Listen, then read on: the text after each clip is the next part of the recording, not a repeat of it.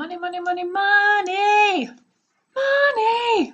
It's what we all want, what we all need to live by, and what a lot of us don't know how to handle very well. Let's talk about a few different things in regards to money. The value of education, what it pays you to actually be in school for. Financial principles to live by, and then some earning power based on your education. All right, first, value of education. Think about all the things that you get for your money as a student, like as services. There's all kinds of things I can think of. Since I'm not having a conversation with you, I'll throw them out, but think about your own as well. We have tutoring for free on campus. We have personal counseling on free for students for free on campus. We have academic and career type life coaching counseling on campus as well as online for students. At Columbia, we have all kinds of, we have free printing, we have discounted meals at our restaurant, we have Math Lab, which is basically free math tutoring. We have student services, which are like for disabled students, accommodations, depending on what accommodations you need. There are things like smart pens, which can help with note taking, or dictation software, all kinds of things that you can access for free. We have special programs that help you with transfer information, take you on field trips to universities. That's our TRIO program. We also have EOPS, which provides free textbooks and counseling services for special, if you qualify for that. We have financial aid that helps you pay for school. You can also get discounts in town with a student ID card. Depends on where you are and what town, but sometimes movie theaters will have discounts, or restaurants, or amusement parks. Different places have different opportunities that you can use that ID card for. And all these would cost you a lot of money if you weren't a student. Think about personal counseling by itself. Anywhere in this area, it could be from $100 to $150 an hour, and you get free, at least 6 sessions. If it's not a long-term therapy option, but it's definitely a way to navigate stress or anxiety. Hopefully we'll get to have a Google Hangout with the personal counselor here on campus this week as part of our lessons, and you can learn more about that service. Let's see, I'm thinking about tutoring. My cousin is a professor, and she tutors at her college for about $45 for half an hour, and you get half an hour for free per subject, and you can do up to 2 sessions a week. So that's amazing, free. So anyways, there's just a lot of cost that if you were not a student, you'd be paying for. Plus just the value of investing in your education in general, just putting wonderful things and broadening your mind, expanding your horizons. There is so much value in investing in your education. Let's focus on some financial principles to live by. These are just general good financial guidelines, no matter who you are or where you are in your life. But one, determine what kind of work you do and enjoy it and pursue it, whether that's getting the education for it, like many of you are, or maybe even pursuing a hobby that might then turn into something that you can do for work. Don't buy into the entitlement mentality that somebody's going to take care of you. There's an old saying, no worky, no eaty. Just know that you've got to work to make things happen. Develop financial plans and a budget.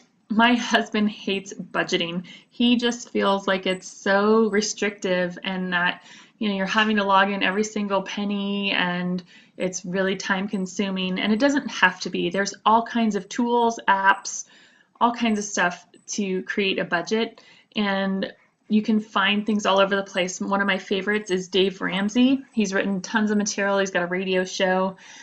He has some really good tools for budgeting, and really his main concept is to assign a dollar, every dollar that you have, assign it a task, whether it's a savings or a spending or a bill paying or whatever it is, so that every dollar that you come in, where it's going and what it's doing. And even if that's $20 to play money or whatever, every dollar has a task, and so that then you don't get swamped by unknowns in a budget. Another principle is not living beyond your means. Don't spend more than you earn. That's, where you get into trouble with credit cards and debt, and that stress level can be huge when you live beyond your means. Part of that is learning to be content with what you have. What do you need versus what do you want? And make sure those line up. And, there's always things that we want, but what do you actually need? And then do you have the means to get those wants? Save for emergencies that will come. The experts say at least 1 month of living expenses, up to 3 months if possible. And that's just, you never know, your refrigerator breaks down or your car has an issue or something, and you don't want to have to rely on that credit card to pay for that. If you have that emergency fund, use it for that. But, buying a new iPhone is not an emergency. Don't pull money out of that emergency fund for, for those wants. So, also saving up for financial needs for tomorrow, like if you want to save for a home or a new car or a trip to Europe or whatever it is, you want to make sure that you're saving for those things so that it's possible when you get to that point. And if possible, avoid debt. If you do have to borrow, like student loans or anything like that, repay it as quickly as possible. I took student loans for my education, and I'm still paying on it. I graduated in 1997 and I'm still paying on my student loan. And honestly, I do not regret taking that loan whatsoever. Every single month, I do not mind paying that money. Do I enjoy paying money? No, but I definitely enjoyed my college experience, and I am so thankful that I had it. And so I do not mind paying the money, and I have a good job, so I'm able to pay it. But you definitely want to avoid debt if it's possible, and then only use credit cards if you can pay the money off when the bill arrives. What can you do as a student to kind of live by some of these financial principles? Maybe find work that balances your time and your needs financially. A lot of you are working way more than you have the financial need for, or vice versa, you're not working enough. So make sure you have a balance there. Open both a checking and a savings account. The checking being your working one, your debit card, and the savings being that emergency fund or just money that gets put away each month from your paychecks. Plan, set goals, develop a basic budget to achieve your goals. Again, just that framework for that basic budget to make sure you have what the money you need each month. Another thing I want to mention about checking and savings accounts is that when you receive your financial aid money, they require you to get a higher one card. But what we suggest is actually maybe even getting a check instead of having the money put on that card, and then you can deposit your check into your checking account, and then you can allocate the money how you need it, and it's not stuck on that higher one card that has some penalties to it if you don't use it quite right. Let's see here. Your textbooks give you some great ideas on budgeting, and I mentioned Dave Ramsey already. Crown Ministries is another great resource. Guard against spending money simply to satisfy desires. Go to college, right? You're already doing part of it, but make sure you include your wise friends and advisors in your planning to make sure you're doing the most efficient program possible for your goals. Again, try not to borrow if you can avoid it. And if you start now with good financial habits, it will pay you dividends throughout your entire life.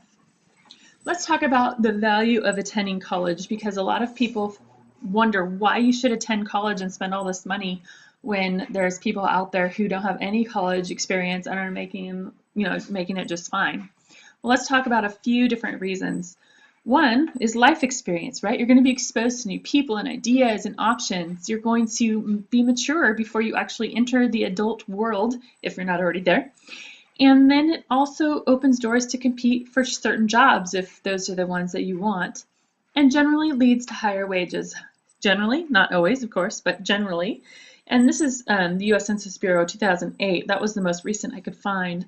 But there's some definitely, categories, very, very different categories for the average income depending on your education level. This is in 2012, so a little more recent, about earnings and unemployment rates by educational attainment. If you want, you can press pause and actually look at that a little bit more in depth. But let's talk about community college. There's about 44% of all college students who are enrolled into your colleges, mostly because of the tuition rates. Estimates this year's average public two-year college to be about $2,100, or about the average of an individual tax refund. By comparison, public four-year schools like CSUs, annual tuitions of at least $5,500, if not a little more, and private four-year university tuitions are usually more than $21,000 and actually way higher, right? So there's a huge gamut and a huge divide between the community college tuition rates and four-year colleges. So you're definitely getting some great bang for your buck. And this statistic was surprising to me, that CNN also asserts that many current top-paying jobs in the United States solely require an associate's degree. Let's look at some of what those are. This is for an associate's or in science or art. Degree holders make more money or equivalent salaries to bachelor's degree holders in these particular fields. Again, you can pause this and get some more reading time in. I'm going to keep going. This is locally a November 3rd, 2010 Democrat article just talked about what it is here in town. Office management from a certificate versus an associate's degree, or a bachelor's versus master's, or just depending on what your area is, you can definitely see the difference in how things progress with the education that you obtain. And this is a median weekly earnings for full-time wage and salary workers age 25 or older from 2005. So again, quite some time ago, but it's still relevant information in terms of, the dollar numbers might be different, but the percentages are probably going to be pretty, similar now. So again, you can pause this and read it, more specifically. But the national median weekly earnings for somebody with no degree is $696, and it just goes up from there with depending on how much degree you have behind you.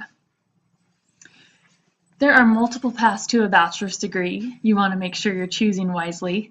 Again, these estimates are based on 2009 figures, just because that's when this is actually a spreadsheet that a dad did for their student who was considering coming to Columbia or going straight to a CSU at Stanislaus. And so they did the calculations, what it was going to cost for each one of these scenarios, and you can definitely see the cost efficiency of each option. So in review, we've talked about the value of your education, the life experience you gain, and then what you also get as a student to make that whole experience valuable to you.